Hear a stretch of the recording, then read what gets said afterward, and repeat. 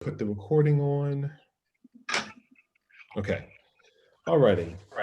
So I'm calling this meeting to order at 6:05 p.m. on Thursday, November 19th, 2020. This is a special monthly meeting of the Oxford Historic Preservation Commission. We have received COAs which must be heard within 45 days of their submission. Usually we don't meet in November and December, but if we do receive COAs during that period of time, we have to hear them within 45 days or they're automatically approved. So hence the reason for this special meeting. My name is Derek Brown. I'm the chairman. We need to go around the Zoom room to introduce everyone. Please speak slowly and clearly so that we can record, transcribe all statements for our meeting minutes. Cheryl, I'm going to put you on mute for a second. And then please speak slowly and clearly so that we can record, transcribe all statements for our meeting minutes. State your name and reason for being here. So I'm going to go with the individuals that I see listed along the top. So again, I'm Derek Brown, the chair of the commission. David, you're next. So David Quinn, member of the commission. All right, thank you, David. Rosalind. Hi, I'm Rosalind Green from the National Mary Potter Club. All right, thank you for being here. Kelly. Kelly Collins Schramm, treasurer. All right, Lisa. Lisa Schoen, secretary. All right, Lisa. Tony. I'm Tony Armento, the vice chairman. All righty, and then Cheryl, I think I have you on mute right now, but let me take you off mute real quick and see if you can you now hear us? Okay, maybe not. Let me see. All right, so go ahead. Cheryl Hart, planning staff. All right, okay. Dickon?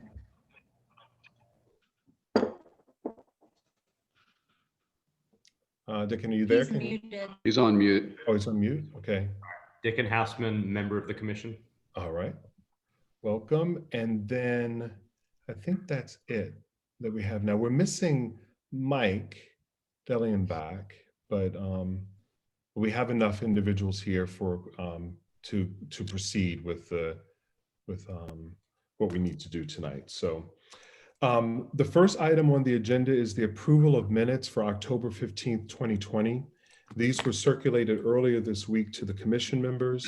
I hope you were able to review them. If there's anything to discuss regarding these minutes, let's do so at this time. Otherwise, we can proceed with a motion to approve the minutes. Are there any questions or concerns or changes that need to be done regarding the minutes? Derek? Yes, sir. There were a few very minor things that I won't raise. Okay. Number 2,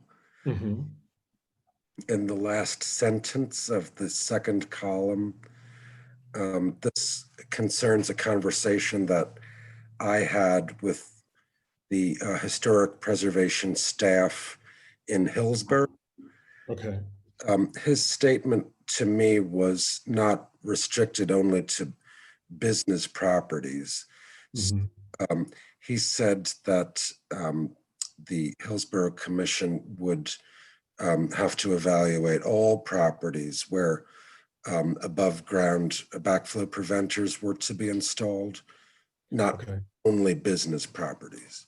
So not only business properties, but all properties. Yes, anything within the HPC's district. Okay. Okay, perfect. Got that, took note of that.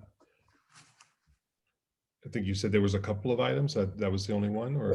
That's the only one I feel that's really noteworthy. Okay. A couple of smaller things, but I don't feel the need to bring them up. Okay, okay. Anybody else? Any modifications or questions or concerns? Okay, with that, is there a motion to approve the minutes of October 15th, 2020? Make a motion to approve them. Okay, so Kelly made a motion. Anyone second? Second. David seconds. All in favor? Aye. Aye. Okay, so the minutes of October 15th, 2020 are approved. Okay, there were also no minor works since the last time that we met as well. So those are the main items that we wanted to deal with that were administrative in nature and also dealing with any minor works. So now for the main event, we're about to review COA applications. Anyone who will be speaking about an application will need to be sworn in. If you are going to be speaking, may I ask that you raise your hand and Lisa Shones will swear you in. So Lisa, you will swear in at this time. We have two of the individuals here, David, Rosalind, where Mr. Wiggins is not here, and also I would just want to check and see if there was if he had joined. No. And Mr. Sciortino are not here. So you'll swear in David and Rosalind at this time. Oh, okay. David and Rosalind, if you'll raise your right hand, do you swear to tell us the truth, the whole truth, and nothing but the truth? I do. Thank you. Right. Thank you. Also, does any member, HPC member, have any conflict of interest, perceived or not, regarding any application before the commission this evening? I Nope. don't. No. I see everyone shaking their head. Okay. Has anyone engaged in any ex parte communication or conversation concerning any application before the commission? No. No? Okay. Okay. And so none were declared. So I'll state that none were declared. Also, what I would like to do as well is pass it over to Tony for a second. I just want to make sure that as we go through, and we'll probably do this as we move into 2021 as well, stating exactly the process by which we're looking at these COAs, adherence to guidelines, the type of information we're looking for, et cetera. So if I can pass it over to you, Tony, to Sure. state So I think it's probably a natural response for an applicant to want to share with the HPC their reasons for requesting a change to their property. But I want to be sure that all of us understand that an applicant's reason is not relevant to the determination of whether the application should be approved or denied. So it shouldn't, and by law, by the ordinance, it doesn't matter what the reason or motivation is. And so we've had people from time to time who will tell us their purpose for being here that goes beyond what they want to do. They explain the problems or circumstances in which they find themselves, which they think necessitates the change that they are requesting. But none of this matters at all with respect to the evaluation of the evidence. So the evidence is anything that is in the guidelines or that is supported by the guidelines. And so we should remember that and try to ask the applicants to refrain from presenting what actually is not evidence and should not and does not help sway a decision by the HPC in any way. We should also, as members, I think, refrain from asking inappropriate questions of the applicants, which does from time to time happen. We shouldn't ask who was doing the work or who is paying for the work or whether or not the work will affect any interior space within the property. Those things have nothing to do with whether or not the request can be approved or should be denied. And so I just wanted to make that point. We need to be, I think, a lot more careful about asking things that don't have any merit at all and wouldn't affect a decision even if it was raised by the applicant without having been asked. So that's all I wanted to say. Thank you, Tony, very much. All righty. Okay, so let's go ahead and move forward to the main event. So we have, we had 4 COAs that were submitted. The order in which they were submitted was 201 East McClanahan Street, which is Rosalind who's going to be presenting that. We have 213 Gillingham Street, which was Mr. Wiggins. And then we also have 302 College Street, which is the St. Stephen's Church, and then 419 College Street, which is David Quinn. So we'll start first with 201 East McClanahan Street. So Rosalind, just to make a statement real quick, so this is the former Mary Potter School Shop. Its present use is for storage. It's colonial revival around and dated 1927. It's contributing and is aligned to around school, right, around the school component. The request, and I'll just give it at a basic level, and then you'll talk more in detail about it, is around replacing the metal shingle roof with Victorian shingle. You've provided information, which all of the members have, regarding the written list and description of the elements of the proposed project, the relevant design guidelines, as you indicated. You provided the application checklist, and then also some pictures and pictorials as well to help. So talk to us a little bit, if you don't mind. The floor is yours to present your case to the commission. Good evening, and thank you for having me and for this special meeting. And we're in the process of restoring the Mary Potter School Shop building, which was a vocational school for the Mary Potter students. And it has not really been used by the school since 1970 when it's closed, but it's been used for other facilities. So we are in the process of restoring it. And one of the main things one of the first things we want to get restored is the roofing. And the most appropriate replacement roofing would be to match the metal shingle roof, which is what I have applied for. Even though working with the State Historic Preservation, they recommended that we do a cost comparison of the standing seam roof and an asphalt shingle. But I was able to find and to contact Beringer, B-E-R-R-I-D-G-E company that has that type of historic roof that's currently on there.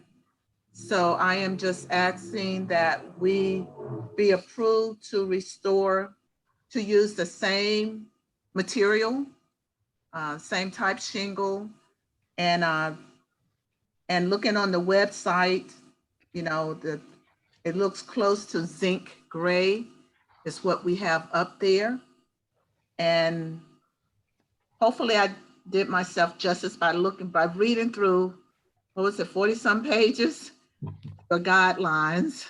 That was interesting. So,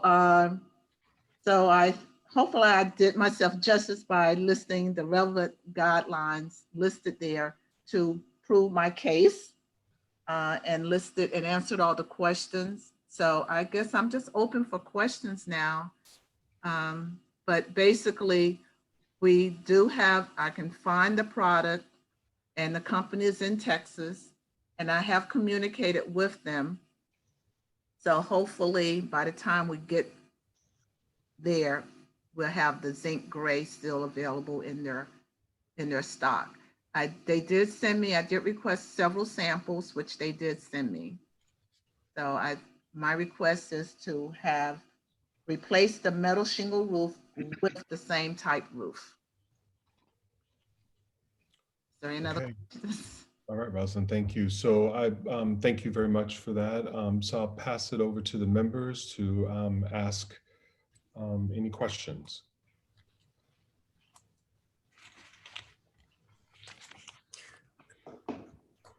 I'd just say, Derek, that Ms. Green did more than just do herself justice. She did an excellent job.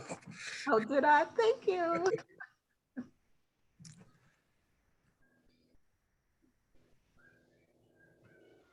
Any questions? No questions at this time. So so based on individuals, just for deliberation on the members. So we see for the Victorian shingle, looking at the relevant guidelines here, Rosalind's provided 1.103, 1.105. Also the metal zinc gray, 5.105, 5.203. So does anyone, by looking at the design guidelines and deliberating on that, which of these do you think align with the request? Mr. Chairman, I make a motion to approve using section 5.105, 5.203, and I'd like also to add 5.104. 5.104. Yeah, it's a little bit more lengthy, but what the applicant is attempting to do here is to use a material that's the same as the existing material, matching color, size, weight, texture, dimension.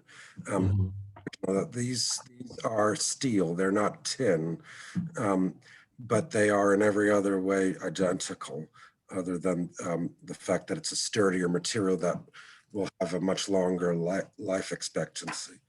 And that was 5.104. Okay. So 5.105, 5.203, and 5.104. Yeah, that's my motion. Okay. All right. Anyone second that? Second.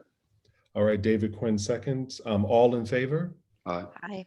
Aye. Okay. So Rosalind, your COA has been approved. You have within 6 months to start commencement on work. If for some reason you do not within 6 months, come back to us and we'll hear it again just to ensure that you can continue to move forward. Okay. Can I ask a question Yes, ma'am. about probably another upcoming COA I probably have to do?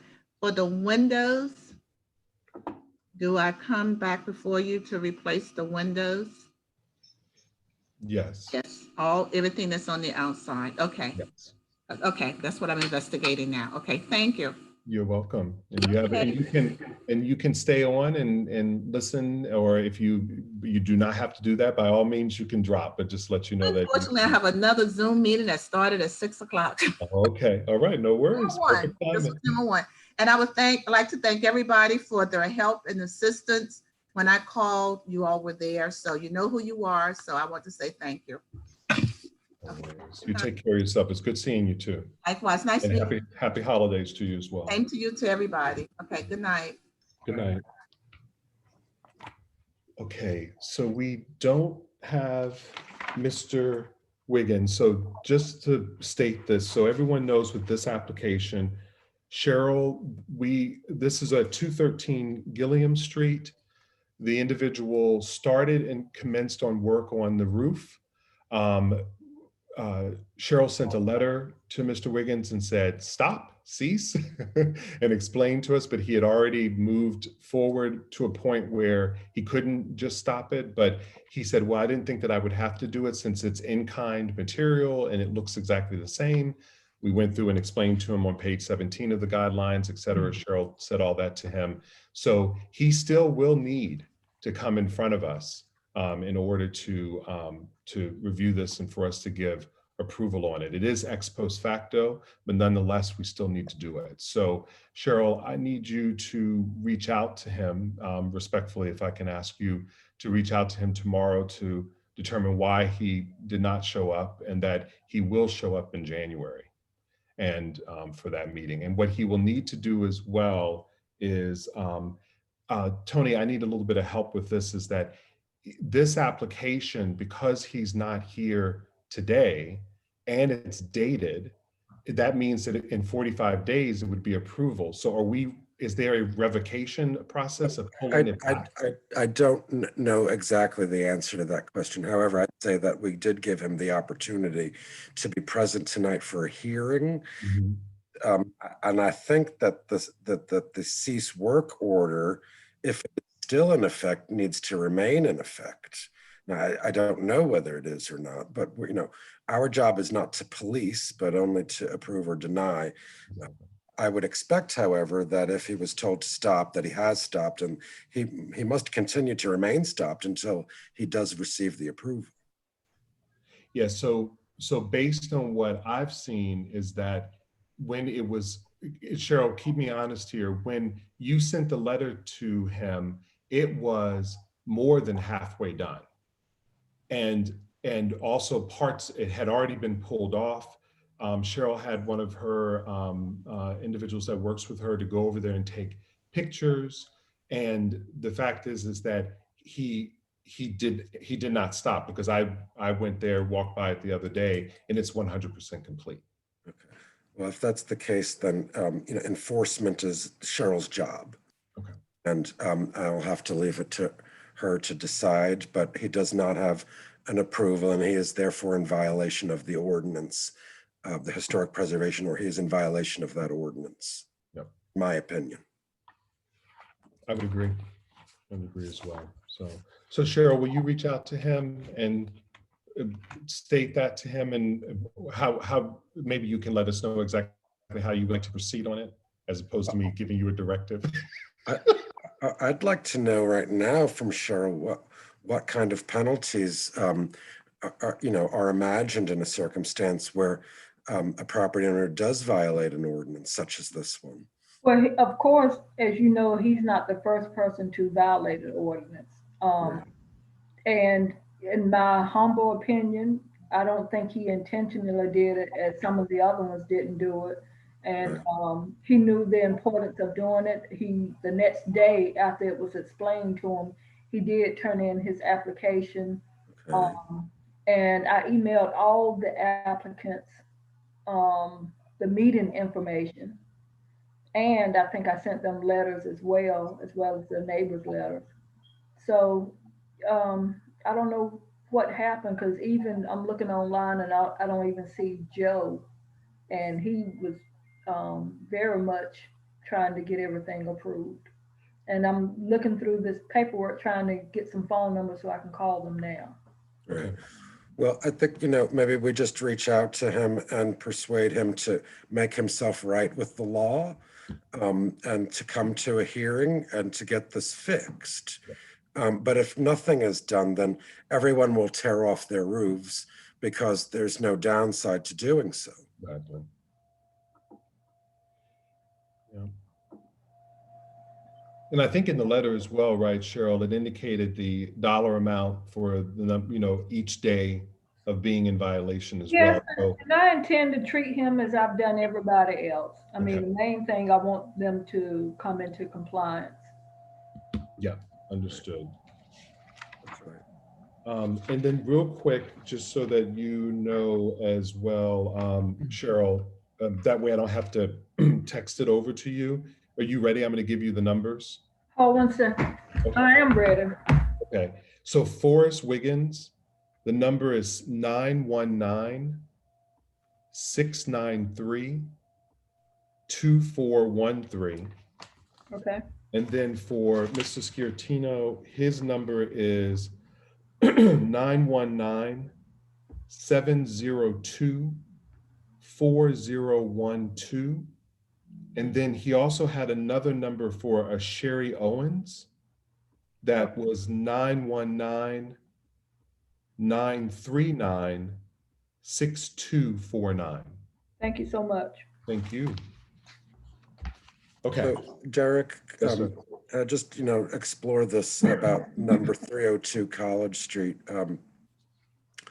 So that is the Rectory building on the corner of Rectory Street and College Street.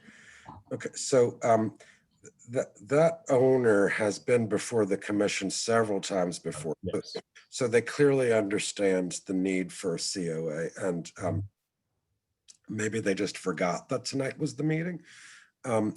But their application, as I see it, is void now that they didn't attend to the hearing, and should be resubmitted with a new date on it. Now, Yeah. if that date comes before December the 8th, you'll need to call another meeting. Yeah. If it comes after December the 8th, then of course they can be heard in January. Exactly. So that's my opinion on that. I'm quite sure that they, intend to comply, because they've been very careful with many other things in the past. Yeah, because I've been in, I know, at least 3 meetings where they've brought COAs. Yeah, so they're very aware of it as well. But I agree that it should be voided, resubmitted with a new date. And then if it is before, on or before December 8th, then we will need to hear it and call a special meeting in December. So So, we hope they can be encouraged unless there's a particular important reason to get it done soon. Yeah. They would wait since we did afford them the opportunity this evening. exactly. I agree. Okay. All righty, so then let's move on to the other COA of someone who is present. David Quinn, so 419 College Street, it's the Abner N. Jones House, 1857 Greek Revival. It's contributing property type residential. There's a couple of things here that David's providing, and he'll go through in a little bit more detail in a second. But the first one is replace dead shrubs at front porch with azaleas. And then also to plant one willow oak in front walk area opposite current oak. And then also there's a second application that was also submitted as well that relates to, that relates to replace and install internal gutter at the base of the metal roof on all 4 sides of the upper floor. So I will pass it over to you, David, to present your COA. Okay. Derek, Yes, sir. yeah, I think the application for planting shrubs and trees is not something that was needed. Should we discuss that before David goes to the trouble of presenting it? So he doesn't need to on, well, that one there, and I defer to you on this one as well. I wasn't certain about that as well. So that one is not needed for that? Page Just 5. Try page 5 in the guideline. I think it's 5. I'm sorry, I beg your pardon. 18. 18, Page 18. landscaping, softscape. Yeah, first column, no COA needed. Planting shrubs, trees, flowers, lawns, and gardens. There you have it. Okay. Thank you. Okay. So we will, thank you, Tony, for that as well. So, so then David, you'll talk about the roof. The roof. So the request is for the complete replacement of the second floor internal gutter system, all 4 sides. The issue is the membrane material that was installed 20 or so years ago is failing in the seams that make up the run along each side, and of specific failure is that connection between the internal gutter and the sleeves that go down through the soffit and trim to the gutter. And so what we're going to do is completely pull that up. Does not interfere with the existing metal roof. This is, if you all understand what an internal gutter is, the metal roof comes down and then you have this flat area that is the internal gutter that channels water into the downspouts. And so we're replacing all of those along with the sleeve that goes through the fascia soffit down to the gutter. That's the scope of the project. It's the current material is kind of a faded black. The new material will be a black. So it's just the newer membrane material that is used on homes. It's just that. And it's just, we will, when we do the project, we are going to bump up the outside lip on the internal gutter to ensure water is channeled down to the 4 egress spots on the internal system. That will ensure that water doesn't cascade over the side and down near the foundation, which is something I'm trying to eliminate. So that's the scope of the work. That's the request. It's similar membrane material, but it is going to be one continuous membrane put down versus what was done some years ago. That's it. Thank you, David. So open it up to the HPC members to ask David any questions before we deliberate. David, visible from the street or not? I mean, I know the answer, but Second floor, no. got it. And customarily used material in this application? Yes, yes, it's the newer material for what was replaced. I think originally, back in the day, this was probably tar. But what's up there now is a membrane strip in 6 foot or so segments, which is part of the failure. It should have been one continuous membrane and not the segments. But of specific concern is water seepage around the sleeves at the trim of the house.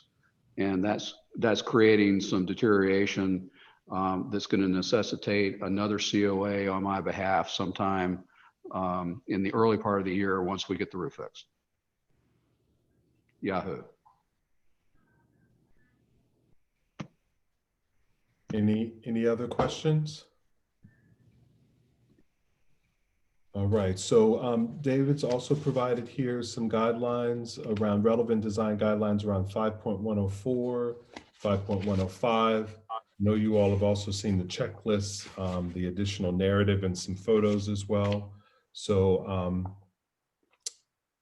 are there any questions or any additional information, or would someone like to make a motion for this particular COA?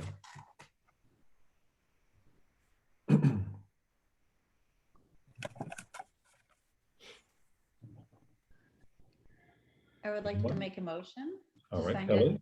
it. Mhm. Good. I have to hit mute so many times. No worries. You'd like to make a motion based on the guidelines? Based Go ahead. on the guidelines, 5.104 through 5.105. Okay. All right, anyone would like to add or second to that? I'll second. That's Lisa. Lisa shown seconds. All in favor? Aye. Aye. All right, okay, so the COA has been approved, David, and as a member, you know the deal. Within 6 months, and if not, you'll come back to us. So, all right, thank you very much. I see that Joe has joined. Is that, hello? Sorry Hello. for being late. I had a No. reminder set, but it didn't seem to work. No worries, sir. It's good to see you. Thank you for joining us. And then I also saw a Jenny Lee joined. Who is that? Hi, I actually live right next to David. Well, my house is right Oh. next to David's. Okay, so you're just joining to hear and listen in, correct? That's correct, yeah. Okay, all right. Well, thank you. Welcome for joining. And Thank you. she'll possibly be sending in an application in the future. Oh, okay. All right, perfect. Well, glad to have you here. And nice to meet you as well, Jenny. Likewise. All right. Okay. So the next COA that we have is for the St. Stephen's Episcopal Rectory. It's at 302 College Street. It's a 1923 colonial revival. It's a contributing property type, and it's a church. Mr. Sciortino has submitted pretty much a overall COA around replacement of the roof and some other things around shingles and things of that nature as well, some replacement work. He provided a checklist, also some pictures as well of some of the roofing material and fascia and things of that nature as well. So we'll pass it over to you, Joe, so that you can present your COA, and then afterwards we'll see if the members have any questions, and then we'll deliberate from there. Okay, well, this is, I submitted one earlier when I was working out of town and somebody came and sat in the meeting and covered for me. So this is new to me. If you want me a more description of what the work is. Yes, sir. Yeah, if you could just go through and Okay. pretty much talk about the details. Okay, well, we have some shingles that are in pretty decent shape and we weren't planning on replacing for several years. But in the meantime, when we were cleaning some gutters, we realized that the fascia board and the subfascia was rotted pretty severely. and possibly some rafter tails, but until opening all up, we won't know for sure. So the plan is to replace, to take off the fascia board and the sub fascia, which were 2x6s, I believe. On one side, there's a couple of runs of 2x6s. On the other side is just, and this is just at the eaves of the main roof, not on the gable ends, but just the eaves. And so we were planning on taking that out, and if we discover a little more rotted wood, like on the rafter tails, we were going to sister a 2x along there to put to cut the. I wouldn't think it'd be more than a foot or so that would be rotted, if less than that probably. So we would just replace that piece and sister a 3 or 4 foot piece of 2x along that to keep it all in place. So once we got all that done, which would include 1 foot of plywood along each eave, which is also rotted a little bit. And again, that's all replacing whatever's there, you know, pine, the same material. So then at that point, we would like to replace the shingles. And, you know, me being in construction all my life, I'm leaning toward architectural shingles, which is just a better shingle. So I figured it never hurts to ask.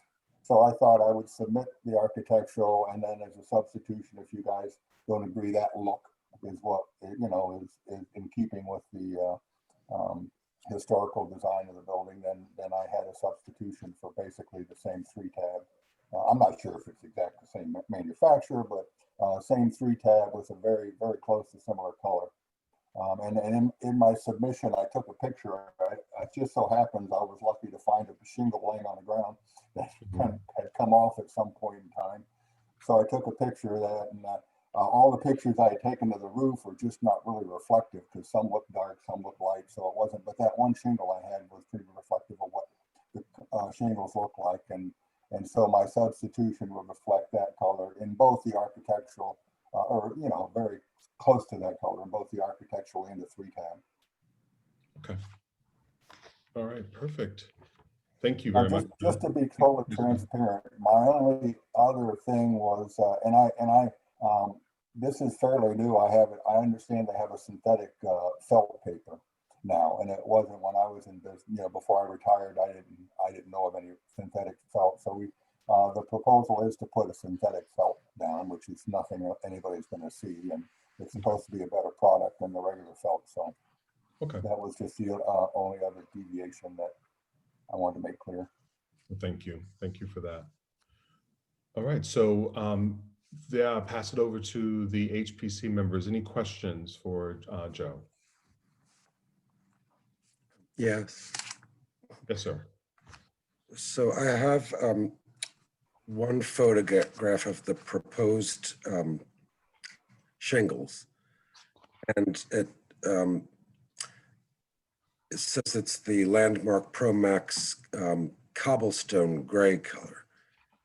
And so my question is whether this is the tile shape, or rather the shape of the shingles that you propose, or whether the architectural shingle that you propose is more regular in form as the alternate that you suggested. Well, I'm not sure. I'm sorry if I understand the question, and I didn't print out the actual pictures that I submitted. But did that Landmark, was that what I call the 3-tab or the architectural? Right. Well, apparently this one has a form that's referred to in the description as cobblestone, and it has a trapezoidal shape to it. Oh, okay, then that would be the architectural shingle. Right, right. That's not in keeping with the typical shingle that was up there. Right. So I'm wondering if that was the one you meant to show us, or if you meant to show us an architectural shingle that has a rectangular shape. Well, to make sure we're clear on this, the typical shingle that's up there now is a rectangular shape, right. And it's called a 3-tab. Right. But the other shingle that submitted, which has that angled look, and it's smaller pieces than the 3-tab.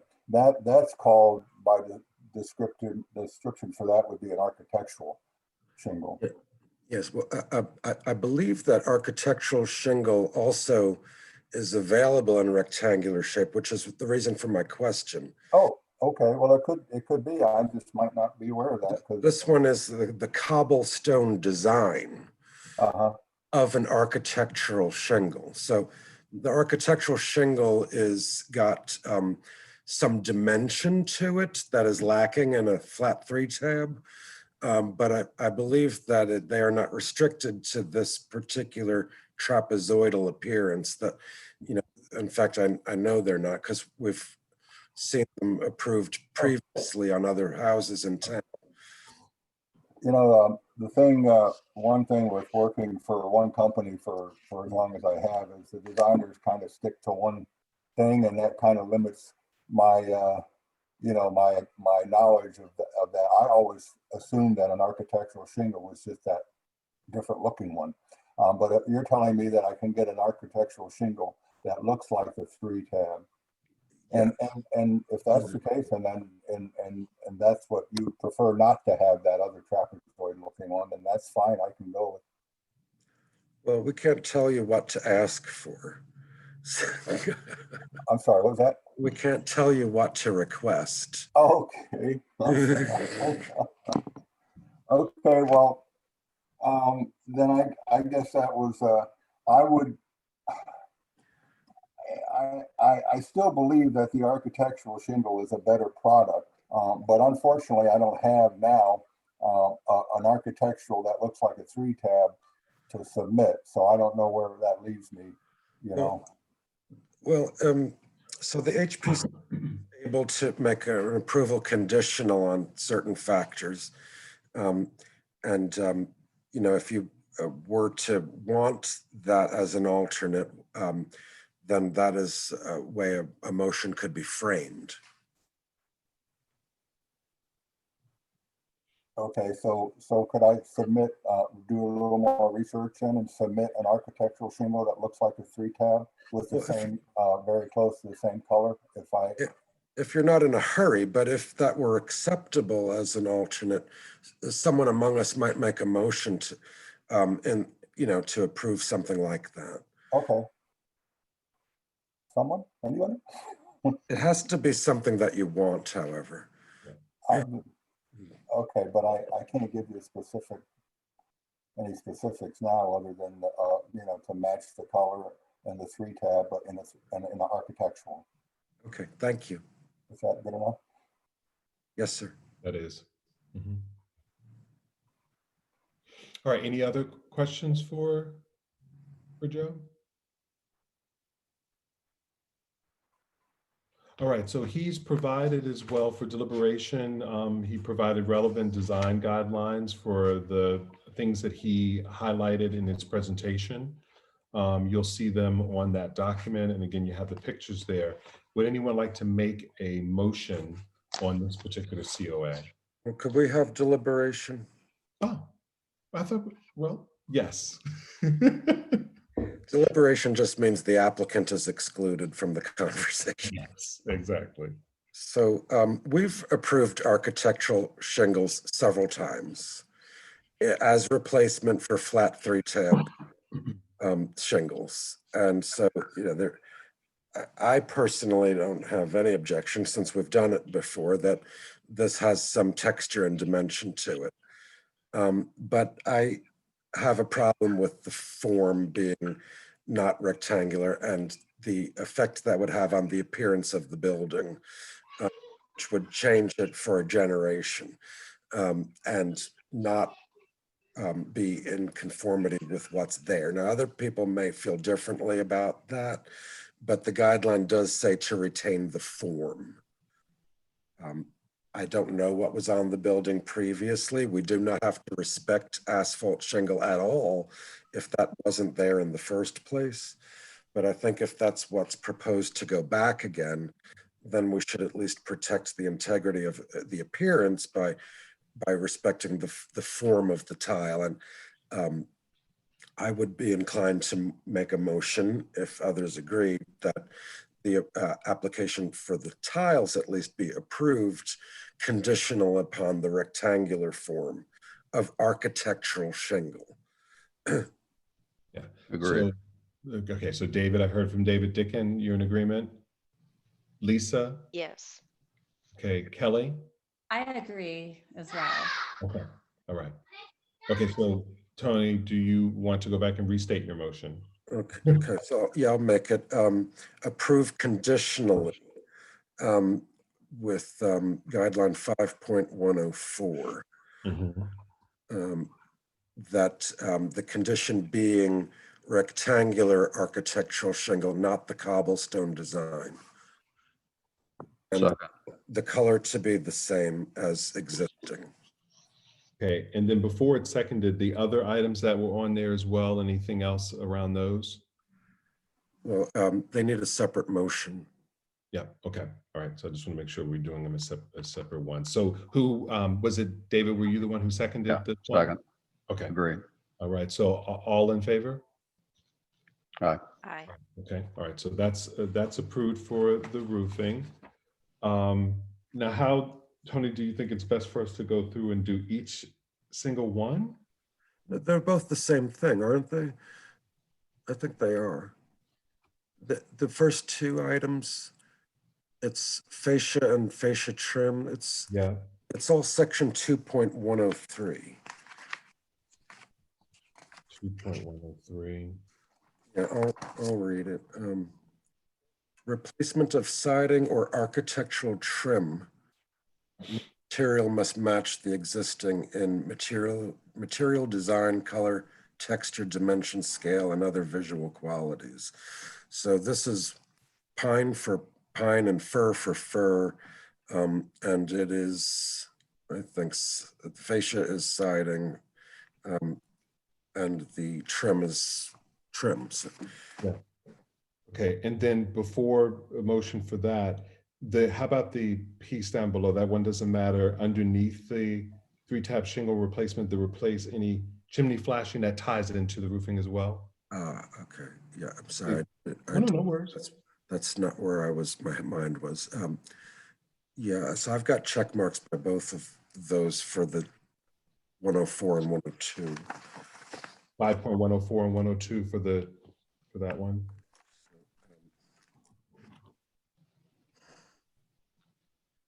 Yeah, roof materials. So that's what the flashing and the pipe boots are.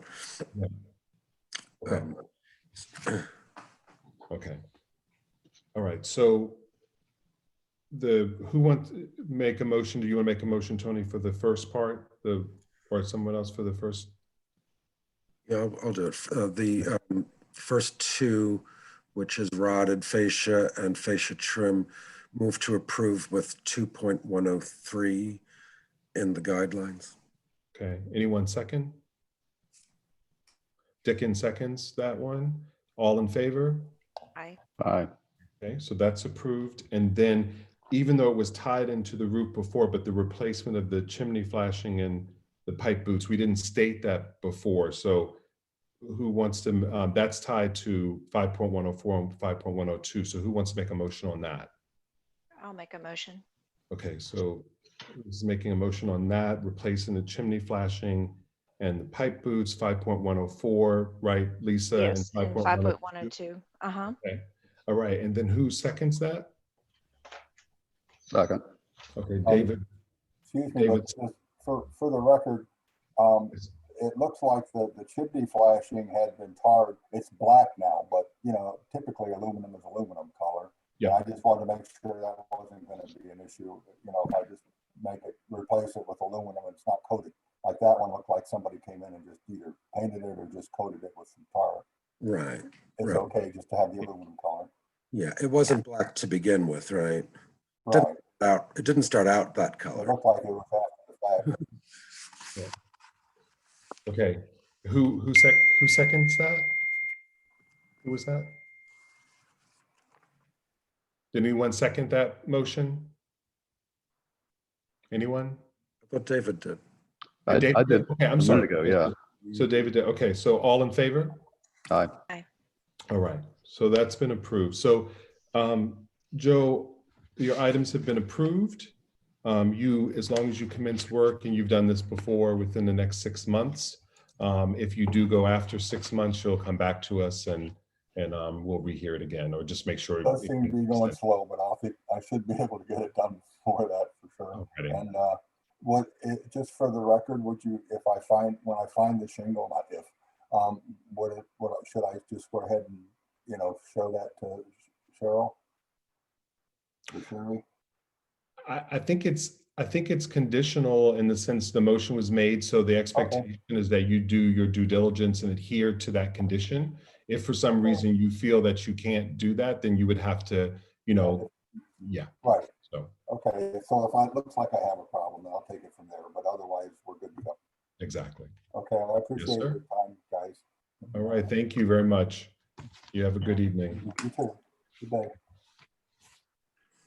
All righty, so Cheryl, did you ever hear back from Mr. Wiggins?